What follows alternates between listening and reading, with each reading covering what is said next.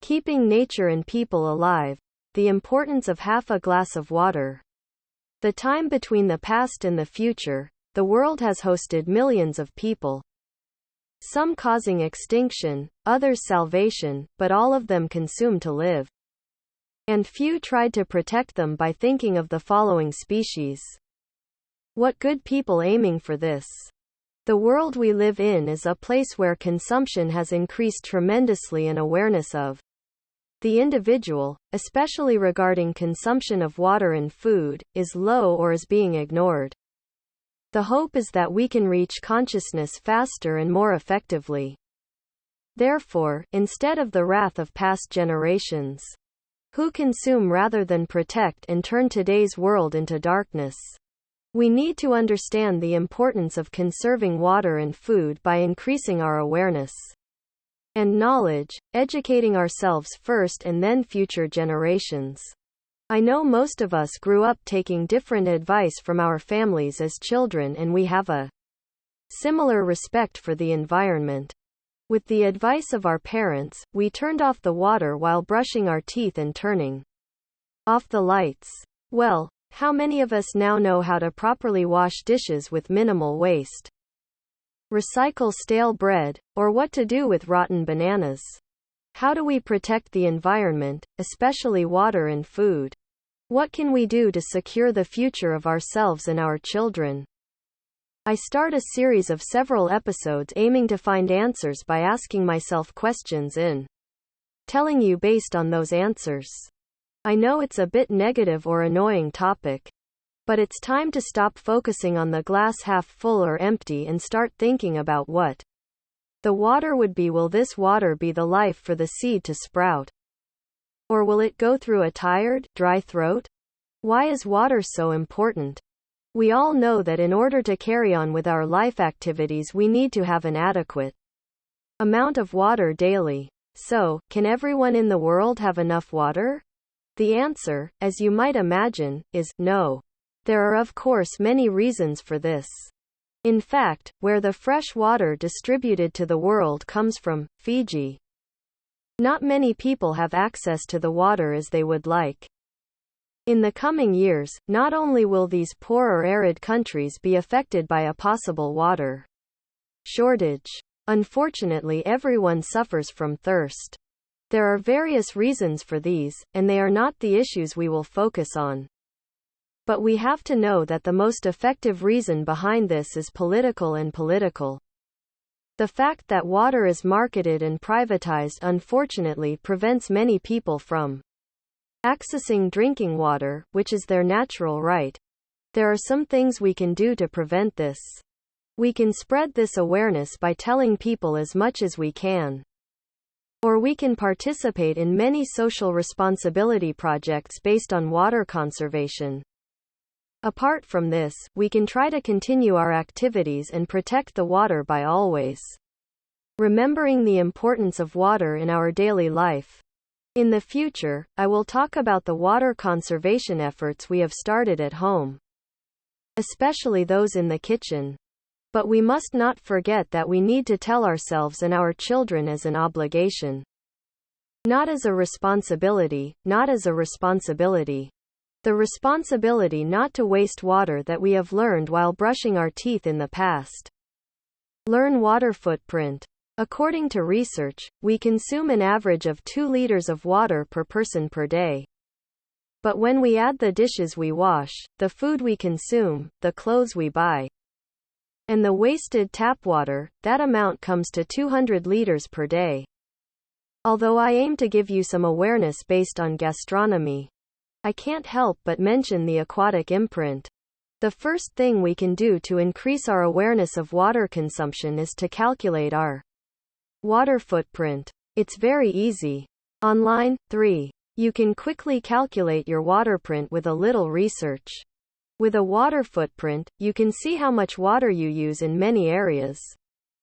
From the time you spend in the bathroom, how often you run your laundry and dishwasher, how much you use kitchen taps, the costs of clothes, the coffee you consume daily. After learning this, make sure we realize how much we are wasting. Of course, realization is meaningless in itself. We have to prepare ourselves that we will be more careful. And think first of all about future generations. Conserve water in our kitchen. Eliminating food waste is the first and most important thing we can do to conserve water in our kitchens. What does water have to do with a piece of bread? And the rumbling of a chicken leg? You might think. Just as water makes up more than half of our bodies, more than half of what we eat and consume is water. Also, consider the tons of water in producing the dozens of foods that are wasted. Throwing away a piece of bread is actually not just one piece of bread, but tons of water. Consuming the food we prepare by consciously preserving and preparing it is the simplest way we can do in our kitchens to conserve water. The main reason for this is that 70% of the world's fresh water resources are used in agriculture. That is, every vegetable and fruit we go to the grocery store. Tons of water is used during the production of every item we buy from wholesalers and markets. And it's not just farming.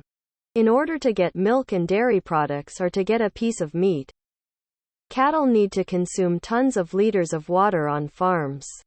We can say that water is the means of subsistence of those animals as well. But these farms and factories that were built for us, not for their own survival, consume much more water than those animals do.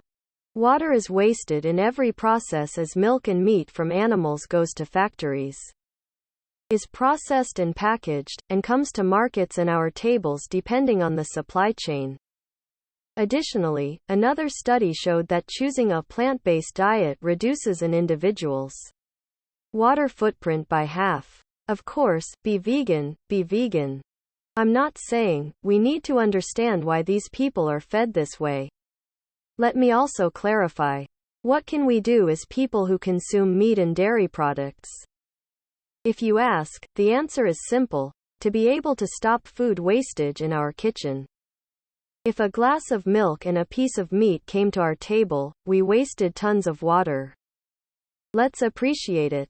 So, how many liters of water are consumed when producing products that are frequently consumed in our kitchen?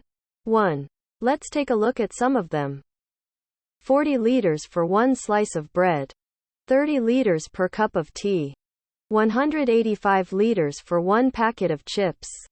2,400 liters for 150 grams of hamburger, farm to table. 15,500 liters per kilo of beef. 50 liters for one orange. 375 liters for 75 grams of cheese. 208 liters for 1 cup of coffee, in a cardboard cup.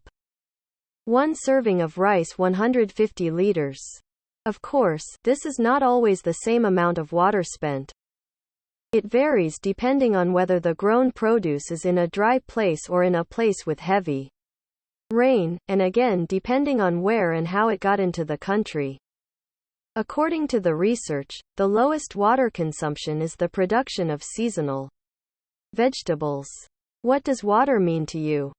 How aware are we of the importance of running water right now when we go to our bathroom and shower, turn on the tap to wash our hands, or use water to clean our vegetables?